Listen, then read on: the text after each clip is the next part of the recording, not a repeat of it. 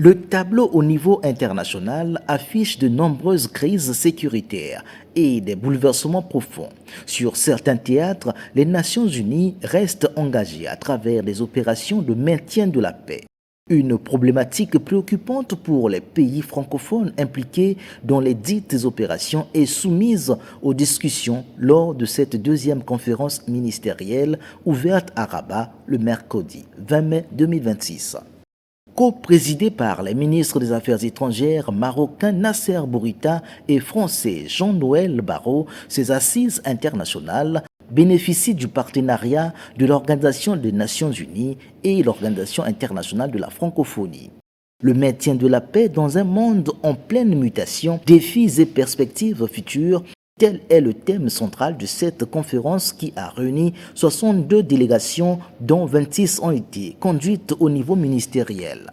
Des ministres des Affaires étrangères, diplomates, ainsi que des experts civils et militaires, tous engagés dans les opérations de paix.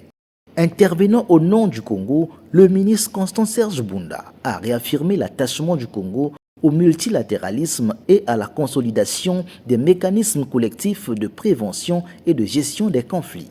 Comme vous le savez, la République du Congo, sur l'impulsion de son Excellence M. le ministre Soulesso, président de la République, s'est toujours investi avec constance et responsabilité dans les initiatives de médiation, de bon office et de règlement pacifique des crises.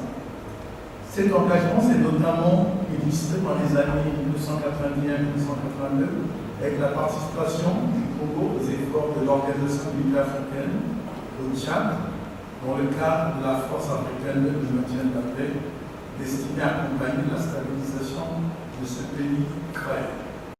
Ceci démontre que les opérations de maintien de la paix demeurent l'un des instruments les plus visibles et les plus essentiels de l'action collective de nos États et des Nations Unies en faveur de la paix, de la sécurité internationale et de la protection des populations.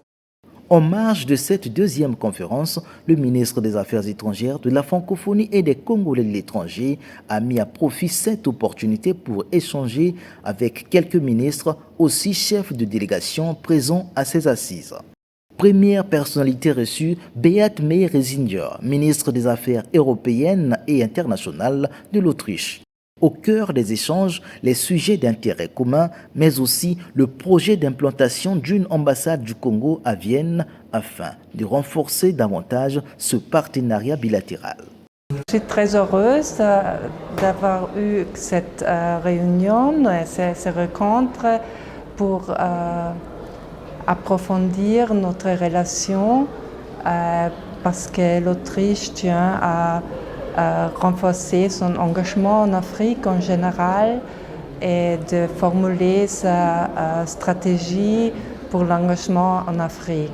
Constant-Serge Bunda a également tenu des séances de travail avec les représentants de la République de Guinée et de la République centrafricaine. Les questions d'intérêt commun ainsi que la prise de contact ont dominé ces échanges.